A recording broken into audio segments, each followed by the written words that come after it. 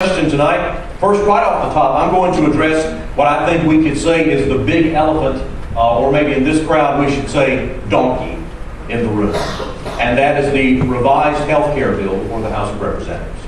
The pros and cons of that bill are being argued back and forth right up to the last minute, up to the vote that's coming up tomorrow. I think we know pretty well how this crowd feels about the measure. Candidates, as this bill goes to a vote, what will you be saying to yourselves? This should have been in the bill. This should have been taken out. We don't need health care at all. We need it, but we don't need this bill.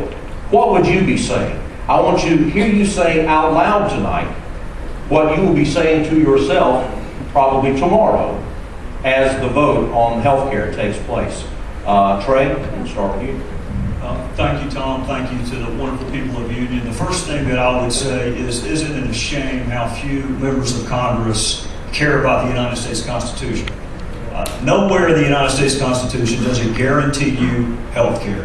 It's a wonderful thing to have, just like it's wonderful to remember your anniversary and it's wonderful to go to a PTA meeting, but nowhere does the United States Constitution guarantee you health care. And once I got through saying that, I would say, isn't it depressing the process by which the United States Congress has proselytized itself in passing this health care legislation? Do we need reform? Absolutely. Cost control and access, but it can be done with free market solutions. Let people buy health care across state lines. Buy it in any state you want to buy it. Decouple it from employment, where you don't have to stay in a job that you don't like because you're fearful that you're going to lose your employment if you leave. Take care of pre-existing conditions with medical status insurance. You can have reform without it coming from Washington.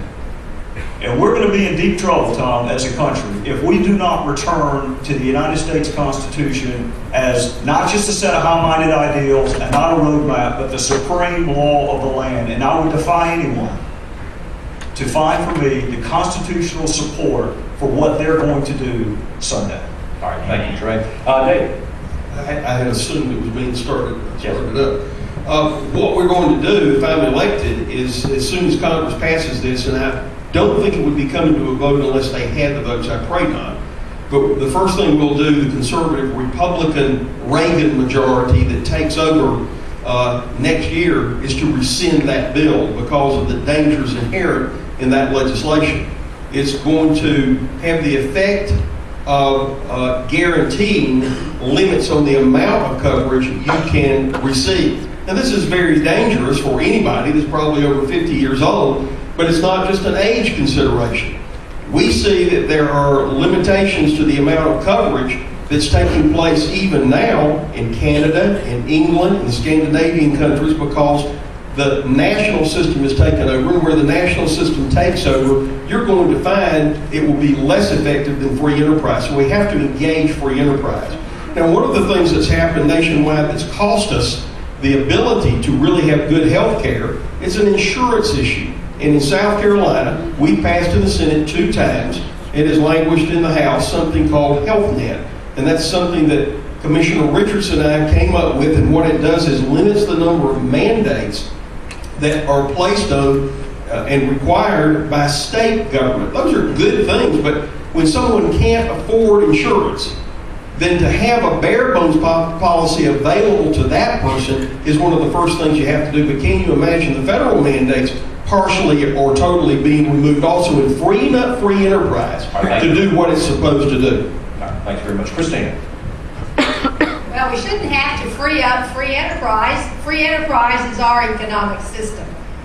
What makes me different is I wrote my dissertation on economics, and I studied it with the foremost free market economists in the world, Ludwig von Mises and Percy Graves of the Foundation of Economic Education, and I have an understanding of the basics of economics. So this is what I have said to students since I started teaching college. Do you have health insurance? And they would think I was accusing them of something bad. And a few hands would go up, and I'd say, thank you for holding down the cost of medicine for all of us. Because unless a consumer looks at a provider in the eye and says, how much is this going to cost me? There are no downward pressures on costs. Costs are a result of the free market exchange. And where you have third-party payers, the dean will tell you, costs go up. If the student isn't paying for it, if the professor doesn't have to charge, costs go up. So we need to allow the free market to work. I don't think we should have state mandates either, frankly. Thank you. All right, Jim. Well, presuming this does pass, I've already signed the repeal of the pledge, because that's one of the first things we're going to have to do is get rid of what was passed. I bring something different to the table. I approach this from a business perspective. I look at what is the root cause that we're trying to solve. Even if this bill were constitutional, and it is not, we would need to find, first of all, what is the federal government's right role in solving the problem? Health is not a constitutional right. It's an individual responsibility, and that's something that we need to restore to this country, is a sense of personal responsibility. This bill that's before us now, if it were so good, what we should do is sit down and share it with every member of the American public, and we can sit down and read it together, and we'll see how wonderful it is, and then maybe we'd see an overwhelming majority of the public in favor of it rather than against it. This is where we have an example of the federal government run amok and exceeding its constitutionally designated responsibilities.